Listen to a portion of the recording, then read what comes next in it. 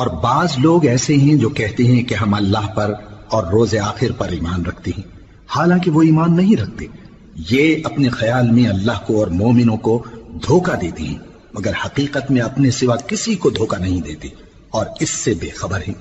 ان کے دلوں میں کفر کا مرض تھا، اللہ نے ان کا مرض اور زیادہ کر دیا، اور ان کے جھوٹ بولنے کے سبب ان کو دکھ دینے والا عذاب ہوگا۔ اور جب ان سے کہا جاتا ہے کہ زمین میں فساد نہ ڈالو تو کہتے ہیں کہ ہم تو اصلاح کرنے والے ہیں۔ دیکھو یہ بلا شبہ مفسد ہیں لیکن خبر نہیں رکھتے۔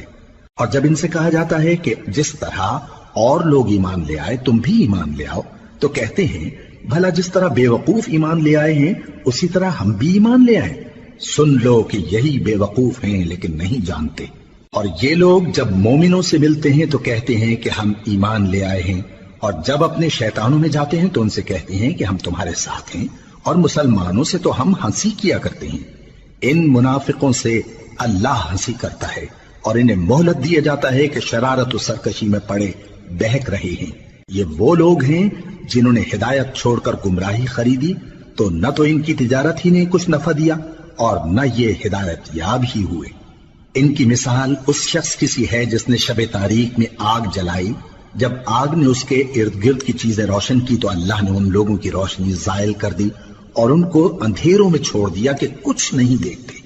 یہ بہرے ہیں، گونگے ہیں، اندھے ہیں کہ کسی طرح سیدھے رستے کی طرف لوٹ ہی نہیں سکتے۔ یا ان کی مثال میں کسی ہے کہ آسمان سے برس رہا ہو اور اس میں اندھیرے پر اندھیرا چھا رہا ہو اور بادل گرج رہا ہو اور بجلی کوند رہی ہو، تو یہ کڑک سے ڈر کر موت کے خوف سے کانوں میں انگلیاں دے لے۔